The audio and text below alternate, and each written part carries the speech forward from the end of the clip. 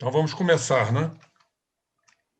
Primeiramente aqui o meu fraterno abraço a todos os companheiros, queridos, amigos, irmãos, em corpo e em espírito, imortais amigos, mais uma vez reunidos nessa Assembleia de Luz, sempre recordando os sábados à tarde, lá no Instituto de Cultura Espírita, que ficou em vários lugares, né? Sempre muito simpáticos, sempre lugares muito acolhedores. Então, é sempre uma alegria sermos recebidos por almas afins. Então, hoje nós vamos começar o ano de 2021. Eu fiz uma proposta, conversei até com a Nádia, da gente poder ficar só nesse tema, que é um tema realmente profundo, é um tema que requer raciocínio, objetividade e poder de se fazer entendido. E nós vamos voltar, pois eu já ministrei esse livro, não terminei, em outras épocas, desde lá do Instituto Antigo, ali na Rua dos Inválidos, mas é um livro que merece ser relido e estudado em sua profundidade. Então vamos começar, né, lá dos primórdios, lá do prefácio do livro, que é o livro Em Busca da Verdade. Só que agora com alguns acréscimos, pois o título da nossa apresentação mudou.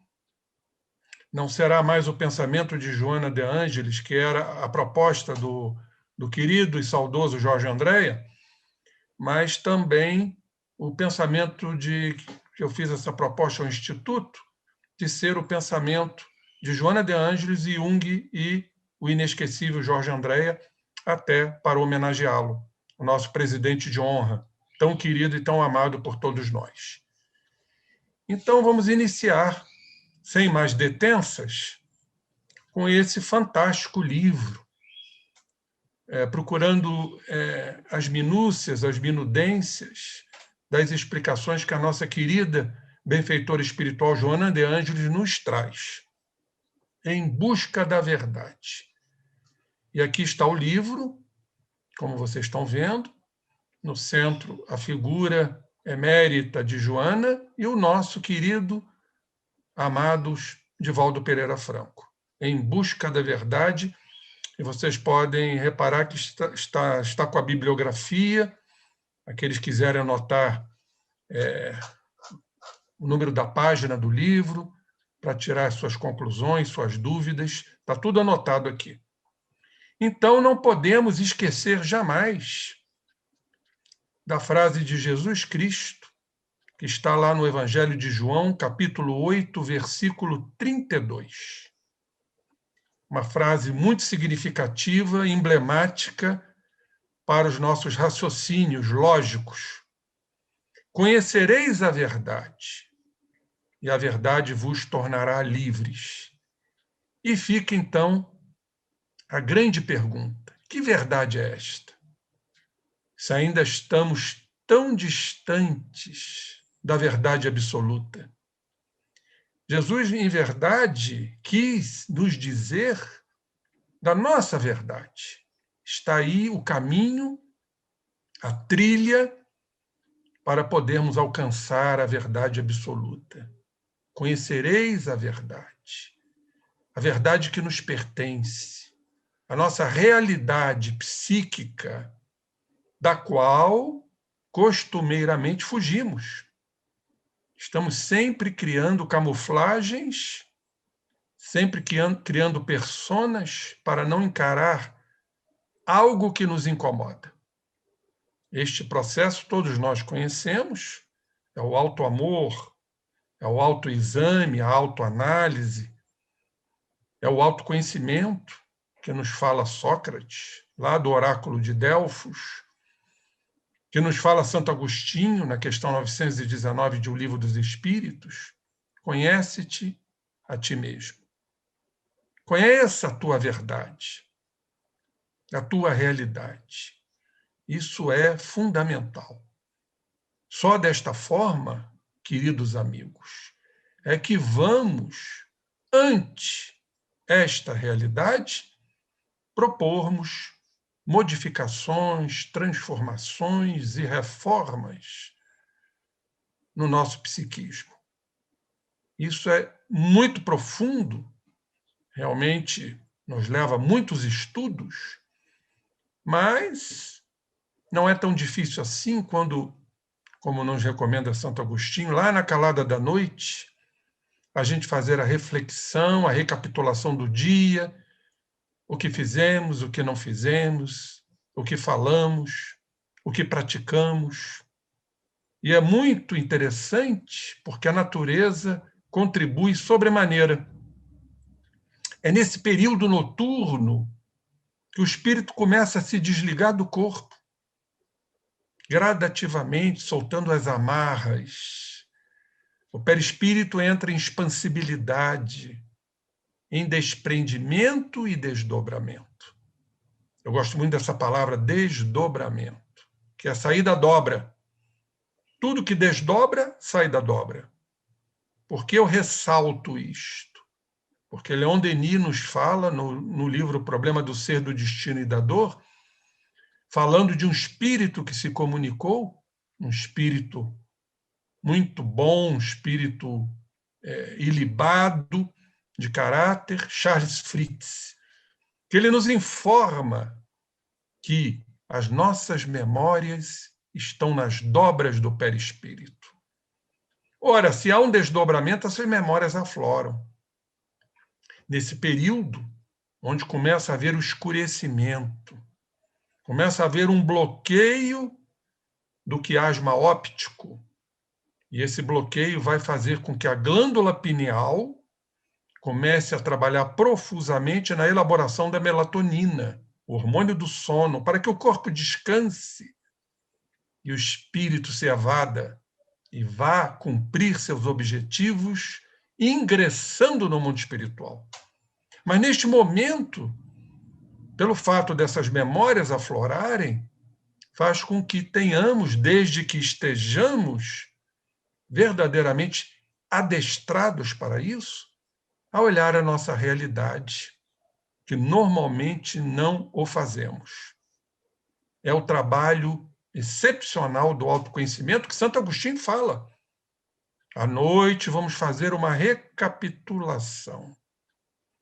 Portanto, ele já está a nos indicar o caminho que todos nós devamos fazer no período noturno, no lusco-fusco, na penumbra, o crepuscular para chegar ao anoitecer.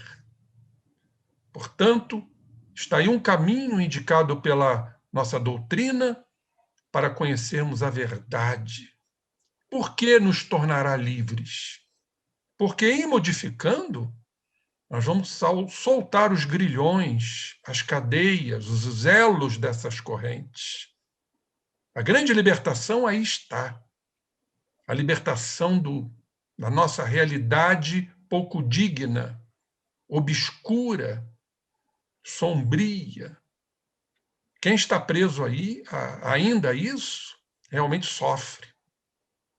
Sofre as influenciações dessa realidade, que precisam ser modificadas urgentemente. Continuando, diz aqui Joana de Ângeles, aliás, a Nádia falou na apresentação inicial dela sobre Plotino. Joana de Ângeles diz: Plotino, o nobre filósofo, pai da doutrina neoplatônica, discípulo de Amônio Sacas, nascido em Licópolis, no Egito, elucidou com sabedoria, conforme se encontra nas Enéadas, lá no volume 6. O conhecimento do Uno não vem por meio da ciência e do pensamento, mas através de uma presença imediata, superior à ciência. Vejam que profundidade que Plotino, o filósofo neoplatônico, nos diz. Conhecimento dessa unidade, o conhecimento da divindade, em verdade, que está em todos nós, que o Mestre Jesus já nos aponta. Jesus diz: o reino de Deus não encontra-se nem aqui nem acolá. O reino de Deus encontra-se em nós, é esse uno. Estamos ligados a Ele. A sensação de pertencimento, pertencemos a Deus como Deus nos pertence. É a interconectividade, é a visão sistêmica da vida, como nos fala Fritjof Capra, o físico, a interligação, a imanência, ou seja, estamos ligados a esta essência, a esta unidade, é a inseparabilidade. Trazemos isto. Uns conseguem observar, perceber isso com mais profundidade. Quando está no caminho endereçado a Ele, o Pai, através do cumprimento de suas leis, que estão em nossa consciência, como nos fala o Livro dos Espíritos, mas é o nosso inconsciente puro, como também aponta o professor Andréa, o self junguiano, o logos de Heráclito, o ultraser de Plotino, estamos falando dele. Então, é a observância disso e a prática contumaz das leis de Deus é que nos aproxima dele. Vamos sentir essas vibrações. Jamais estamos separados do Pai. Apenas distantes alguns. Outros mais próximos dessa unidade a qual pertencemos e que Plotino fala aqui com muita propriedade. Temos uma frase muito significativa, pertinente, que vocês vão se lembrar, obviamente, que é uma frase de Paulo, o apóstolo. Paulo, no arroubo, no arrebatamento de seu apostolado, sentindo essas vibrações tênues, estas fagulhas divinas, Paulo, então, nos afirmou nesta frase de extrema e inestimável beleza. Não sou eu, mas quem vivo é o Cristo que vive em mim. Meu Deus! Isso é de arrepiar. É de arrepiar porque nos mostra a aproximação desse espírito que se converteu, a sua metanoia, segundo os gregos, a sua conversão, e nós estamos a caminho. E isso vem naturalmente, não por meio da ciência, embora ela contribua, ela tem o seu contributo, mas uma presença imediata, é automático. Quando estamos vibrando nessa faixa, Deus se mostra, afirma-se em todos nós. Isso é muito bonito. Aí está, só para título de ilustração, a figura de Plotino, que nasceu no ano 205 e desencarnou em 270, e o seu professor, Amônio Sacas, que encarnou em 175 e desencarnou 242, depois de Cristo. Aqui um estudo que fala das Enéadas. É a coleção de escritos do filósofo neoplatônico Plotino, nascido, como foi dito, por Joana de Ângeles, em Licópolis, Deltaica, no Egito, provavelmente em 255 depois de Cristo, que foi editada e compilada, as Enéadas, por seu discípulo Porfírio, por volta de 270. Especula-se que este tenha sido o ano da morte de Plotino. A obra é formada por 54 tratados, divididos em 6 capítulos. Se você dividir 54 por 6, vai dar 9. Então, as 9 partes, e por isso chamados de Enéadas, que vem lá do grego. 9 em grego é Enéia. Então, está aí bastante claro essa informação. E essa frase de Plotino é de uma extraordinária magnitude.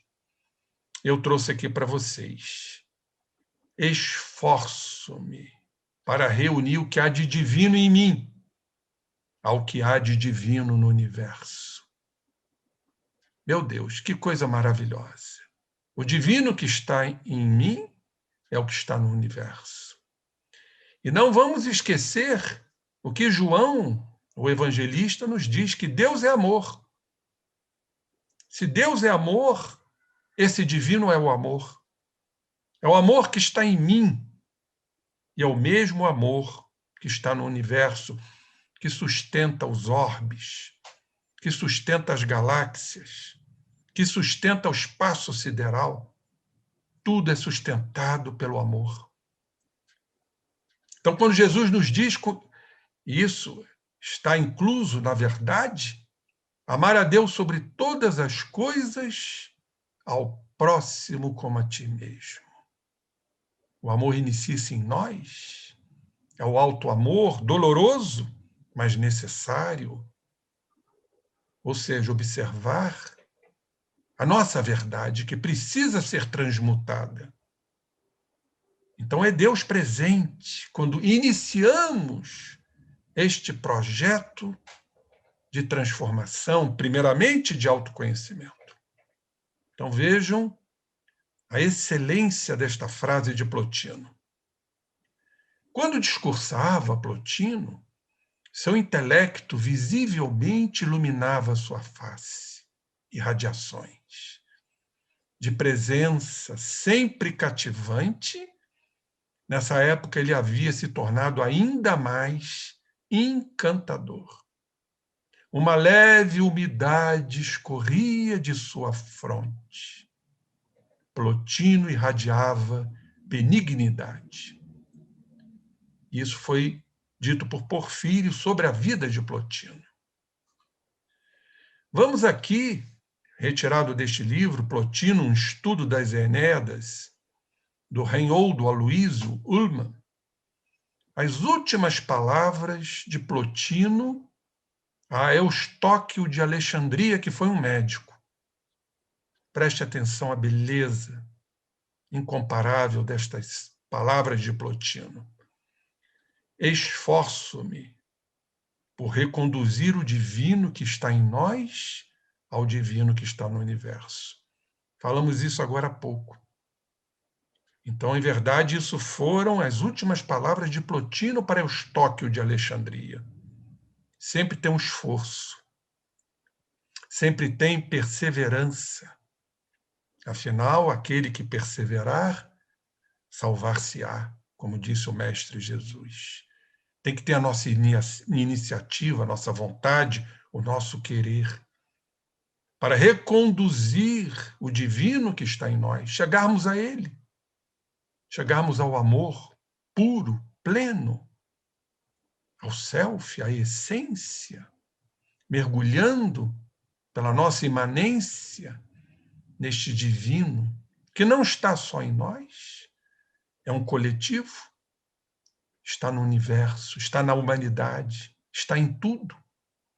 Pois, afinal, tudo criado pelo Pai, com seu amor pleno, inalcançável, pelas nossas limitações, pelas nossas estreitezas espirituais. E, claro, não podemos deixar de falar de Jung, no seu livro Psicologia e Alquimia, lá no 2º capítulo.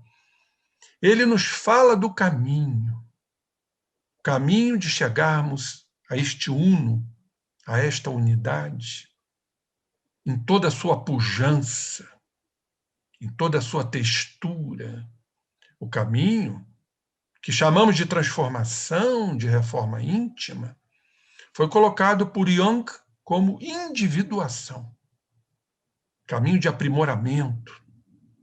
Então, Jung nos fala neste livro, tal centro, a centralidade, designado pelo nome de si mesmo, que deve ser compreendido como a totalidade da esfera psíquica. Todos nós temos uma totalidade de experiências, mourejando pelos caminhos encarnatórios. O Jorge André chamava de esteira reencarnatória, ou périplo reencarnatório. Então, cada um traz sua totalidade. Cada um traz suas experiências, negativas e positivas, que estão sob a forma de arquétipos, ou, como diz o Andréia, núcleos em potenciação espirituais. Ainda, núcleos esses enegrecidos pelos nossos erros, pelos nossos desmandos, pelos nossos desvios morais, a serem iluminados. E aí sim, desse self, desse si mesmo, vamos mergulhando lentamente nas zonas alcandoradas do inconsciente puro, nos chegando a Deus. Por isso que Jesus apontou: nenhuma de minhas ovelhas se perderá. Então, o si mesmo não é apenas o ponto central, diz Jung, mas também a circunferência que engloba tanto a consciência, o eu, o ego, a personalidade, essas estruturas compatíveis com o cérebro humano no processo encarnatório.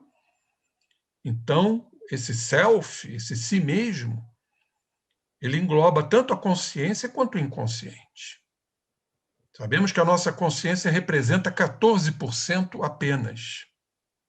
Os outros 86% é o que está lá, mergulhado nas profundidades do nosso inconsciente, que daqui a pouco vamos abordar naquele acervo do Jorge Andréa, daquele gráfico do psiquismo maravilhoso, do inconsciente atual, passado, puro, a estrutura física, a consciência, o duplo etérico, o corpo mental, todas aquelas estruturas circunsféricas que o Jorge André elaborou muito bem. Então, ele é o centro dessa totalidade. Do mesmo modo que o eu, o ego, o centro da consciência, né, também faz parte disso. Diz o Jung, então, com muito brilhantismo, dei a este ponto central o nome de si mesmo, que em alemão, Selbst. Não falo alemão não, viu, gente? Selbst. Intelectualmente, ele não passa de um conceito psicológico, de uma construção que serve para exprimir o incognoscível, o desconhecido. Claro, companheiros, que o Jung já tinha uma visão mais avançada daquilo que Freud trouxe. O incognoscível, o que ainda não é conhecido. Como será conhecido? Ele deixa nas entrelinhas esta ideia. Será conhecido pelas reencarnações, pela transformação, pela busca desta unidade, que, obviamente, diz ele, ultrapassa os limites da nossa capacidade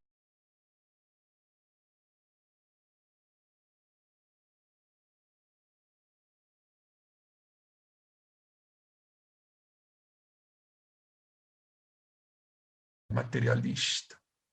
Mas ele escondia uma espiritualidade brilhante, magnífica.